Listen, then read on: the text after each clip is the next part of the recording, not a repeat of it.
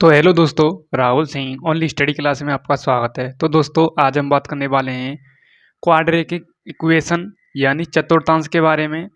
चतुर्थांश कैसे निकाला जाता है और एग्जाम में पूछा जाता है। 11th फिजिक्स का एक टॉपिक है छोटा सा, और सभी एग्जाम में त्रिकोणमिति पूछी जाती है, तो उससे चतुर्थांश से रिलेटेड एक क्वेश्चन फंसता ही फंसता है। तो उसके बारे में आज बताने वाला हूँ कि क्वाड्रेटिक इक्वेशन कैसे आपको याद रखना है। जैसे टेन थीटा आ जाए 45 डिग्री में, तो वो कौन सा होता है, प्लस का होता है या माइनस का होता है, तो उसके बारे में कन्फ्यूजन दूर होगा आपका। जीरो टू हीरो लेवल से पढ़ाऊंगा मैं इसमें, ध्यान से देखते जाइए। यदि आप में लास्ट तक रुकने की क्षमता है तो आप वीडियो को लास्ट तक देखना, नहीं तो अभी स्किप करके चले जाना। ठीक है, मैं चालू कर रहा हूँ अपनी इस क्लास को, ध्यान से देखते जाना। आज हम बात करेंगे क्वाड्रेटिक इक्वेशन। क्वाड्रेटिक इक्वेशन यानी चतुर्थांश। ठीक है, किसके बारे में बात करेंगे हम? चतुर्थांश के बारे में बात करेंगे। अब देखो ध्यान से, आपको एक्स अक्ष और वाई अक्ष के बारे में पता ही होगा। जब ग्राफ बनाते हैं एक्स अक्ष और वाई अक्ष का, तो आपको पता होगा। एक मिनट में इसको थोड़ा पीछे करता हूँ ताकि आपको अच्छा दिख सके। ठीक है, अब देखो एक्स अक्ष और वाई अक्ष का आपको पता होगा, ध्यान से देखते जाइए। ये कुछ इस प्रकार से ग्राफ होता है आपका। ठीक है, ये क्या होता है? ग्राफ होता है। ठीक है, यहाँ पर होता है एक्स अक्ष पॉजिटिव, यहाँ पर होता है वाई अक्ष पॉजिटिव, यहाँ पर होता है एक्स अक्ष नेगेटिव, यहाँ पर होता है वाई अक्ष क्या होता है, नेगेटिव। यहाँ तक क्लियर? अब देखो क्वाड्रेटिक इक्वेशन को चार भागों में डिवाइड किया गया है। फर्स्ट चतुर्थांश, सेकंड चतुर्थांश और थर्ड चतुर्थांश और फोर्थ चतुर्थांश, यानी चार चतुर्थांश होते हैं आपके। इन्हीं से क्वेश्चन बनता है, और कैसे बनता है वो लास्ट में बताऊंगा क्वेश्चन भी मैं आपके लिए। ध्यान से देखते जाइए। चतुर्थांश याद रखने के लिए आपको 6 फलन याद रखने होंगे। त्रिकोणमिति के 6 फलन कौन कौन से हैं? सबसे फर्स्ट आता है आपका, कौन सा आता है? Sine theta. कौन सा आता है आपका? Sign theta. और सेकंड आता है आपका कॉस थीटा। और थर्ड आता है आपका टेन थीटा। और टेन थीटा का भाई होता है कॉट थीटा। कौन सा होता है? Cot theta. उसके बाद आता है आपका फिफ्थ सेक थीटा। उसके बाद सेवेंथ नंबर पर आता है आपका, मेरा मतलब सिक्स्थ नंबर पर आता है आपका कोसेक थीटा। ये फलन काम में आते हैं चतुर्थांश निकालने में। ठीक है, यहाँ तक क्लियर? कौन कौन से फलन हैं आपके? ये फलन है आपके sine theta, cos theta, tan theta, cot theta, sec theta और कोसेक थीटा। यहाँ तक क्लियर? उसके बाद आपको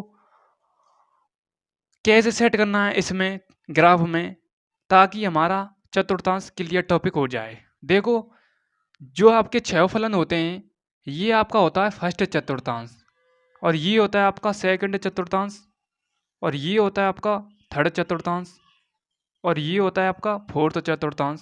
ठीक है, इसमें ऑल पॉजिटिव होते हैं, सभी फलन पॉजिटिव होते हैं। या आप साइन थीटा ले लो, या आप कॉस थीटा ले लो, या आप टेन थीटा ले लो, या कॉसेक थीटा ले लो, या सेक थीटा ले लो।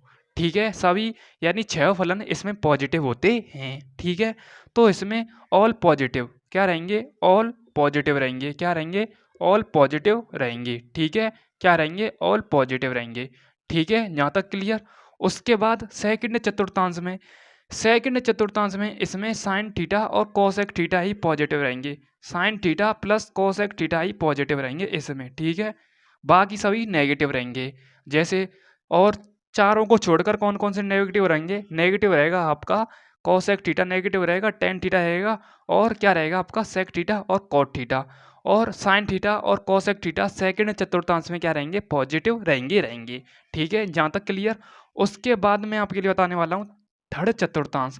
थर्ड चतुर्थांश में आपके आते हैं टेन थीटा और कोट थीटा। क्या आता है? Ten theta plus cot theta.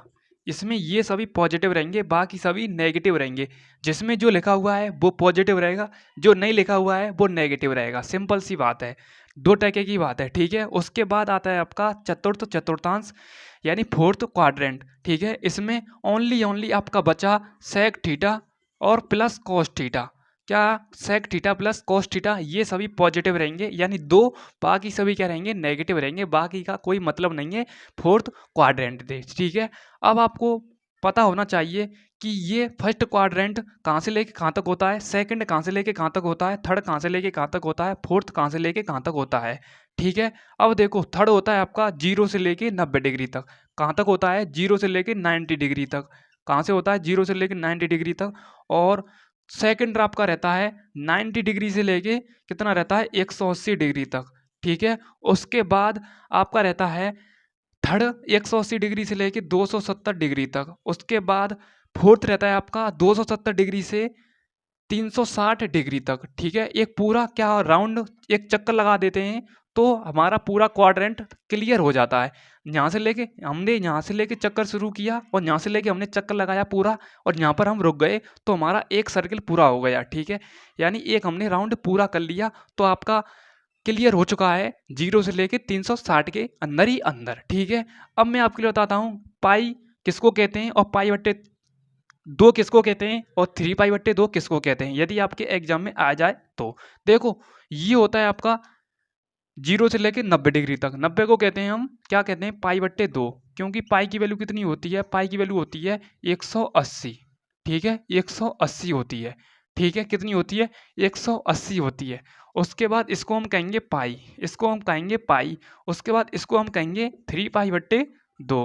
क्या कहेंगे 3 पाई बट्टे 2, क्योंकि पाई की वैल्यू कितनी होती है, पाई की वैल्यू होती है 180। 180 हम 2 को भाग देंगे तो 90 आ जाएगा और 9 गुणा 3 करेंगे तो 27, यानी 227 डिग्री। ये डिग्री में होती है पाई की वैल्यू 180 डिग्री, ठीक है।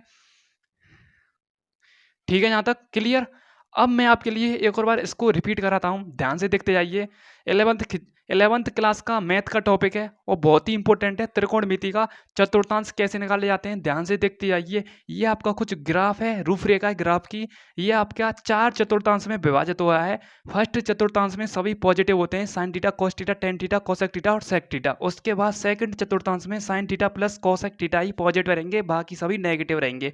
उसके बाद थर्ड चतुर्थांश में tan theta plus cot theta positive रहेंगे, बाकी सभी नेगेटिव रहेंगे। फोर्थ चतुर्थांश में sec theta plus cos theta ही पॉजिटिव रहेंगे, बाकी सभी नेगेटिव रहेंगे। आपका फर्स्ट चतुर्थांश 0 से लेकर 90 डिग्री के बीच में रहेगा, सेकंड चतुर्थांश 90 डिग्री से लेकर 180 डिग्री के बीच में रहेगा और थर्ड चतुर्थांश 180 डिग्री से 270 डिग्री के बीच में रहेगा। 90 को कहते हैं पाई बट्टे 2, क्योंकि पाई की वैल्यू 180 डिग्री होती है। उसके बाद 180 को कहते हैं पाई और 270 को कहते हैं 3 पाई बट्टे 2 और 360 को क्या कहेंगे 2 पाई। यहाँ तक क्लियर, सिंपल सी बात है। इसको क्या कहेंगे 2 पाई, ठीक है। अब इस पर मैं आपके लिए क्वेश्चन बनाऊंगा। क्वेश्चन कैसे आते हैं, क्वेश्चन भी देखते जाइए, बिल्कुल इजी लेवल के क्वेश्चन आते हैं, ध्यान से देखते जाइए।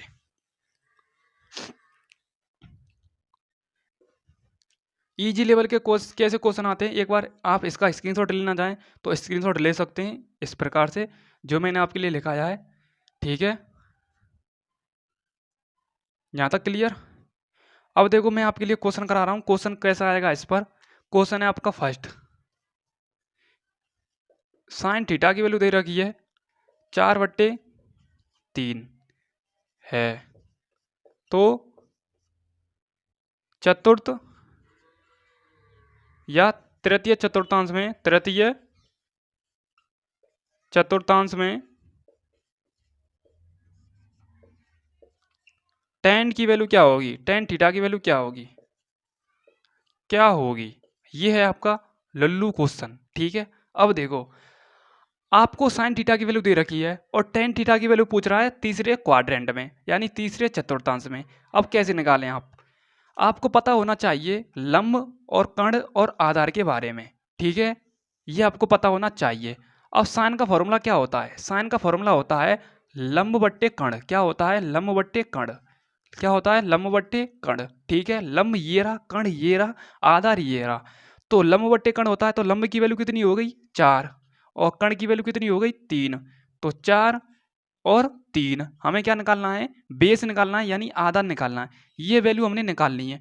तो ये हो गया बिंदु ओ, ये हो गया बिंदु ए, ये हो गया बिंदु बी। अब हमें आधार निकालना है, तो आधार का फॉर्मूला क्या होता है, आधार का फॉर्मूला सिंपल सा होता है आधार का होल स्क्वायर, आधार का होल स्क्वायर बराबर में लंब का होल स्क्वायर, लंब का होल स्क्वायर माइनस का क्या होता है कर्ण का होल स्क्वायर, क्या होता है कर्ण का होल स्क्वायर। लंब की वैल्यू कितनी दे रखी है 4, 4 का होल स्क्वायर 16 होता है, कितना होता है 16 माइनस का 3 का होल स्क्वायर 9 होता है, कितना बचा, कितना बचा 9 में से 16 गया तो 7 बचा, कितना बचा 7। तो आधार की वैल्यू √7 आ जाएगी, क्योंकि इसमें से स्क्वायर हटेगा तो √7 आ जाएगी। पूछ क्या रहा है बंदा, बंदा पूछ रहा है हमसे टेन थीटा की वैल्यू पूछ रहा है। तो टेन थीटा की वैल्यू कौन से चतुर्थांश में पूछ रहा है? ये पूछ रहा है तीसरे चतुर्थांश में। तो तीसरे चतुर्थांश में tan थीटा क्या होता है? पॉजिटिव होता है। तो हमने इसका मतलब साइन से कोई मतलब नहीं है, क्योंकि पॉजिटिव दे रखा है तो पॉजिटिव हमें वैल्यू निकालनी है। तो हमने निकालनी है tan थीटा की वैल्यू निकालनी है। तो क्या निकालना है हमें? tan थीटा का मान निकालना है। तो tan थीटा का फॉर्मूला क्या होता है? लंब बट्टे आधार। लंब बट्टे क्या होता है? आधार। लंब क्या दे रखा है? 4। क्या दे रखा है? 4 अपॉन में आधार की वैल्यू कितनी निकल के आई है? √7। कितनी निकल के आई है? √7। तो ये होती है सिंपल सी कैलकुलेशन। tan थीटा की वैल्यू कितनी आ गई?